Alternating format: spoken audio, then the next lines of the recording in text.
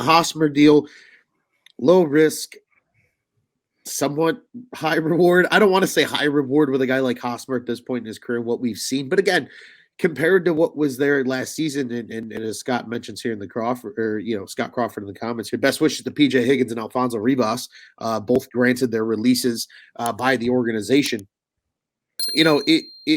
He's probably a better option than anything they had there last season. You have Mervis. There's the idea that Mervis is going to stick around, but again, no such thing as a bad 1-year deal, right? And you got that with Hosmer. Worst case scenario, he's depth.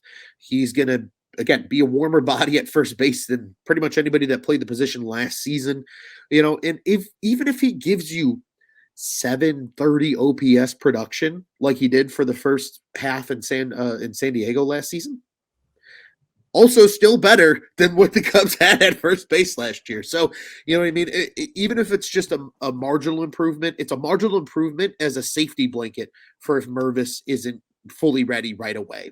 Ideally, by hopefully meaningful games in late July and August and into September, we're going to see probably more Matt Mervis, less Hosmer.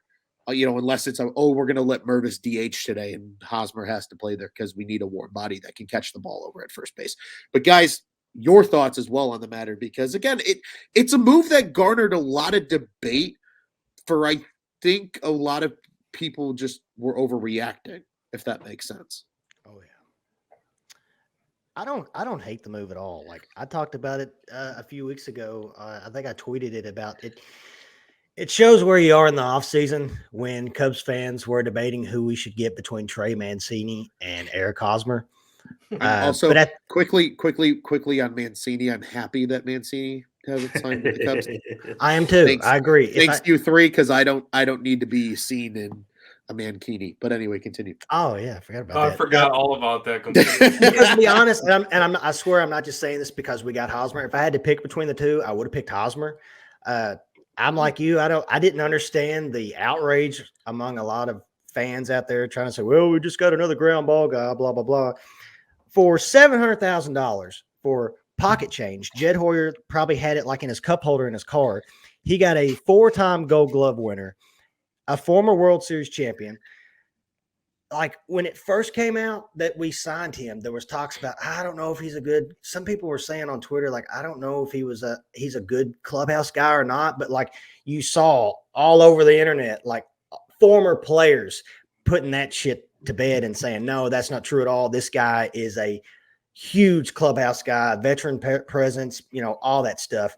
And our boy Jake from the Dingers podcast, after he sent out that video about Hosmer was getting kind of crap for it and from Padres fans. And it's like, dude, look, if I'm a Padres fan, I would be mad too if I was paying Eric Hosmer $33 million to play against you. I'd be pissed off too. I get it. He signed that big deal in San Diego. You thought he was going to be something that he didn't turn out to be, maybe. I think the most home runs he's had in a season was 25. So, he's not a big home run guy, but he's a veteran guy. Hopefully he's a guy that can help Matt Mervis transition into the major leagues. And he's going to make guys like Dansby Swanson, Nico Horner, a young Christopher Morel, who's going to be playing third base a lot this year. He's probably going to make him look even better because he's going to save him a lot of times. Maybe not a lot of times, but he's going to save him every now and then from maybe a potential error or whatever. Like, so at the end of the day, $700,000, like Juice said, this small deal, it's low risk. Shoot, I was going to say something else. Mine's gone blank. Well, when you think about it, I'm going to think of it. That's okay. We'll come back to it. I just went blank. There was something else I wanted to say. We'll come back to it. We'll come back to it. You just interrupt when you. No. I got it. There it is. So at the end of the day, the only reason you would need to be upset about this move is if, like, let's say in June he's batting 170 or 160, and he's taking appearances away from Matt Mervis or somebody else that may be hitting the ball better. That's really the only time that I would be a little upset. Like, okay, let's bench this guy. Let's, Let's say by June he has 3 home runs, 5 to 600 OPS, whatever. Yeah, okay, then you could DFA him, whatever. Whoop you do, it costs you $700,000. Yeah, 100%. Joey, Juice, thoughts? Yeah, I mean, like it's kind of the same thing as what you guys have been saying. I mean, honestly, I think there was a huge overreaction from this move. Like, whenever you're paying a guy basically the bare minimum or whatever it is, I mean, like, what do you really have to lose? You can DFA him by June. You can DFA him by the end of April. Like, if it's really that bad, you can absolutely just pull the cord on him. Like, it's not that big of a deal. I think my biggest thing was I didn't want another guy that I feel like is going to hit the ball on the ground a ton, whereas that's what Hosmer does. He hits the ball on the ground a ton. It's kind of going to be a little bit Jason Hayward feeling in that sense, but at the same time, and he doesn't have like the huge power that he used to have. Like, not that he had like huge power, but he doesn't really have much power right now. But he doesn't strike out much either. He still has had an OBP of like 330 to 337 the last 3 years. He's still, I don't think he's hit lower than what, like, looking at it now, 265 the last 4 years.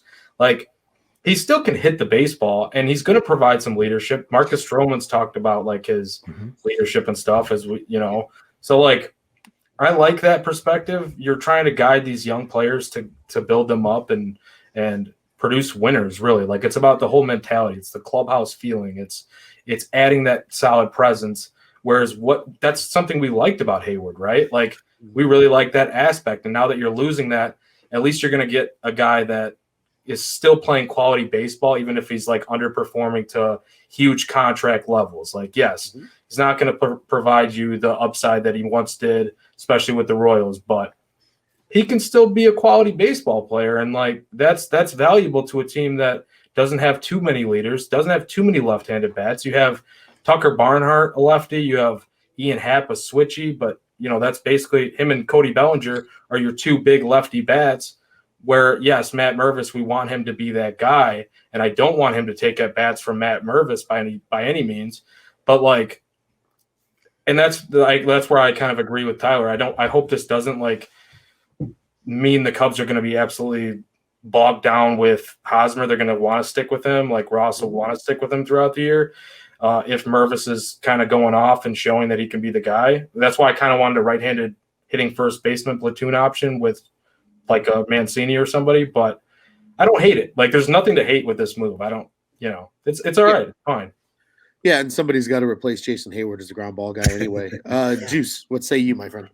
No, I think both of Tyler and Joey hit on great points there. Just to kind of round it out, I think that history in a lot of ways for this franchise repeats itself, right? Because if you remember correctly, back in 2012, the Cubs also had an older, not out of his prime, but Carlos Pena, who was also a Gold Glover, who, with Anthony Rizzo in the system, probably taught Anthony Rizzo a little bit defensively. And if there's anything that Matt Mervis can work on, it's defense.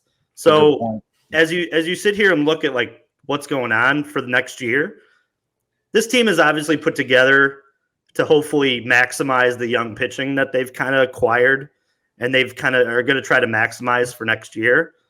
So they've put a lot of guys in this lineup who are good defensively.